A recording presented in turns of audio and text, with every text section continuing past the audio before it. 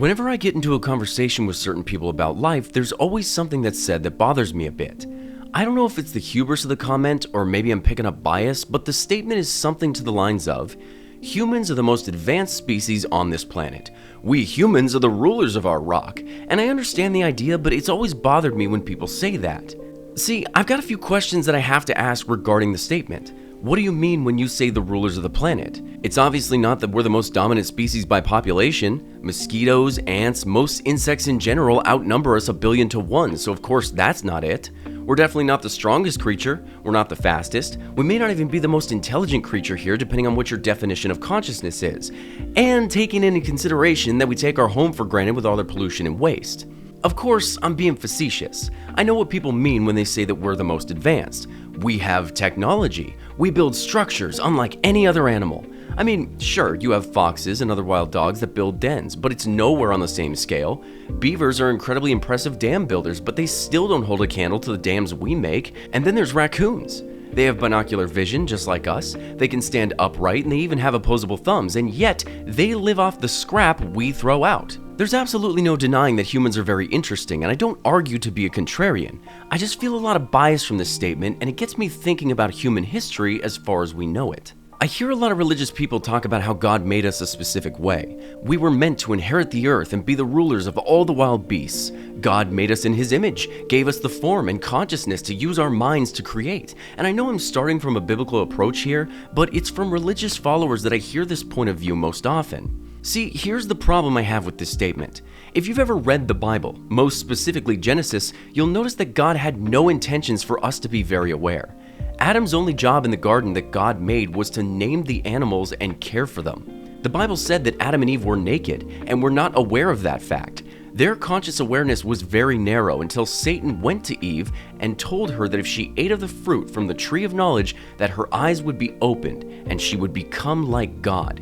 When Adam and Eve ate of the fruit, that's what happened. They became aware. They clothed themselves, and when God found them, He asked, "Why did you clothe yourselves? How did you come to realize you were naked?" According to the Bible, it was not God's intention to make us as aware as we are. We were nothing more than another animal in His garden meant to look after His other creations. If the story of Genesis is real, then God never meant for us to be the species we are today.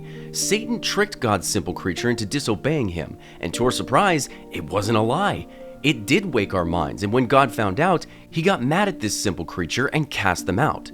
The reason I go into this is because I find that story in particular really fascinating. See, the Aztecs, the Incas, the Mayans, the Sumerians, and the Egyptians all have vaguely similar stories about the origins of human consciousness. They all talk about a point where another humanoid species came to them and taught them science, agriculture, mathematics, reading, and writing.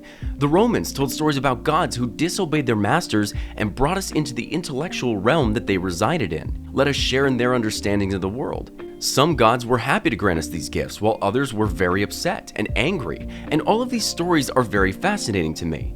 If you do any research at all into what these cultures say about the beginning of human intelligence, it almost always starts with a culture or tribe of people who came to them and taught them what we know today. There are Sumerian stories about a group called the Anunnaki who were here trying to find resources to heal their planet. The most well-known myth is that these beings lived on a planet at the edge of our solar system. Their planet was starting to become a wasteland, so they came to Earth. They settled in Mesopotamia and created a beautiful garden called Eden. On their journey, they had taken slaves called the Igigi and forced them to harvest gold. Apparently, gold has healing properties, and it's also able to block radiation, so they needed a lot of it. Eventually, the Igigi rebelled and fought their masters. This was apparently the first war on Earth, and the Igigi were wiped out. The Anunnaki then needed a new slave race. They combined their genes with early hominids and made a submissive race of people who would obey their commands. Over time, they finally had a species that suited them, and they came to like humans. They let humans live with them in their cities, and humans eventually learned reading and writing from them. Eventually, the Anunnaki left Earth, but before they did, they granted humans knowledge of architecture, mathematics, science. They also told them how to build structures that aligned with the constellations. They told the humans that these structures would one day help guide the Anunnaki back to Earth. The Sumerians were very specific about certain Anunnaki gods. For example, Anu was the oldest and wisest god. He had infinite knowledge and wisdom, and he was known as the deity of heaven. Then there was Ki. She was the goddess of the planet and nature. She was also the wife of Anu. This is how Anunnaki became a word, and that word translates to the children of heaven and earth. The writings of this Sumerian myth hold a lot of scientific and astronomical references that were very advanced for the time in which they were written.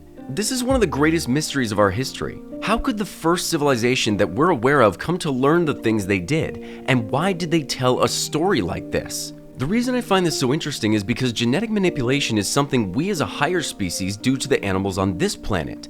Bonobo monkeys are learning to communicate with humans. An orangutan can speak sign language. Chimpanzees use touchpads to tell humans what they want or take commands. Even some dogs are moving beyond the bounds of their base intelligence because of us. And this gets me thinking, what if there's always some sort of top species on this planet? A culture that comes to understand the world and beyond and takes the species underneath it and in some way through scientific or natural process propels them forward. These ancient cultures talk about a humanoid civilization that took them and interbred with them, thus creating a hybrid species that eventually manifested over thousands of years into Homo sapien. This advanced species then dies off or leaves the planet, and this new hybrid species is the next in line to dominate said planet. Perhaps one day we leave this planet and then come back to Earth to teach our genetically mutated chimps what we know, show them science, agriculture, math, animal husbandry, and so on. And this cycle continues on this planet perpetually.